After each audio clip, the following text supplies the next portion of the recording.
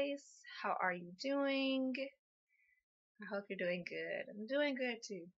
Doing good too. So, as the title refers to, this video is going to be about finding work in Japan. Yay! Yay! So, yeah, not exactly the easiest thing to do, as I knew it wasn't going to be the easiest thing to do. Part of my worries and concern about not wanting to go back to Japan was one of the reasons was because of the job situation. But I've recently decided that I do really want to go back to Japan, and I do want to see my friends again, and I do want to improve my Japanese, and I do miss the onsens and I miss the food. So one obstacle that's standing in my way is this whole job situation, or as opposed to the starting off type of jobs. Because once you get into Japan and have the proper visa, working visa, you can. There are other jobs. There are like an array of different other type of job, part-time jobs that you can get while in Japan. Blogging, video blogging jobs. I've seen some video blogging jobs there as well. So once you get into Japan and have the proper visa, it seems like it goes a little bit smoother. But if you're overseas trying to apply for work, that's where your options become limited to a tiny little circle, a tiny horrible circle by that way. So your options become limited. So as some of you probably know, and if you've been doing research, there are several different type of companies that you can work for. I know Jet being the biggest one, and part of the reason why I'm not applying to Jet is because I can't do the country life no more. Like, yes, Japan, country Japan is very beautiful, but it's not for me. And I don't particularly want to work in a school. I don't want to work with children. I don't. I have zero desire to work with children. So some jobs that I've been looking at is Blitz, GABA, ECC, and Enact, which all these companies are English conversation schools. Okay. A lot of these companies, their hours run from afternoon to evening, so maybe like 12 p.m. to 8 or 9 p.m. every day. And a lot of them consist of you have to work every Saturday. Also, well, putting GABA aside a little bit, GABA is the only one where you can at least pick your own schedule. Okay. I'm going to say something about that a little bit later, but that's the one that you can pick your own schedule. But just looking at how the hours and stuff is going with these jobs, like working every evening and then working on Saturday, the first thing that came to my mind is, am I going to have a social life? Because it's not really seeming like that's going to happen. And I don't know, Saturday, yeah, you could do stuff on Saturday, maybe. I mean, not Saturday, I meant Sunday. Sunday, you can do stuff on Sunday, maybe, but Sunday is kind of like one of those chill days where you get ready to go to work on Monday type of thing. So I'm just kind of like, so these jobs make it very difficult for someone like me, who I do value having a social life, and I do value being able to continue to regular auxiliary pioneer, which later become regular pioneering while in Japan. So that bothers me a lot. On top of that, I really wanted to do more traveling, and I want to do more travel. I want to see my friends. Like, I have a lot of friends in the Kansai area that I would like to go and visit and spend time with. So that's going to kind of put a damper on things. Now, mind you, except for GABA, the other English conversation schools have like holidays. You can take national holidays. You're off on any national holiday. They have a lot of holidays in Japan. I don't know exactly how many. It's between, I want to say 26 to 30 days. of the amount of holidays that they have. I'm not exactly sure on that number, but it's around that. So it's a good roughly a month and stuff. With GABA, if you want to take a holiday, all you have to do is not put in a schedule and you're able to take that holiday. I'm kind of leaning with the job that I do hope to get. I'm kind of leaning more towards GABA, just because of that flexible scheduling. But here's what I'm going to say about GABA. I haven't heard the best reviews on GABA.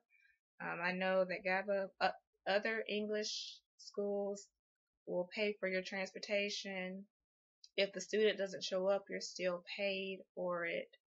And you have, of course, national holidays where you are also paid for those holidays.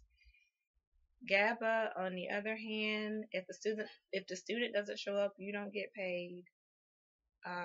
They don't pay for transportation. And when you go to GABA, when you get there, you need to they don't help with anything. So bank setup, accommodations, setup, you pretty much have to have that all figured out before you get there, which I'm fine with that. I can do that. That's not a problem. My problem lies with the student not showing up and not getting paid. That's a problem. And not paying for transportation, that's a problem. Because some of these places, as I have heard, can be all over the place. And then I'm not going to get paid with any of them.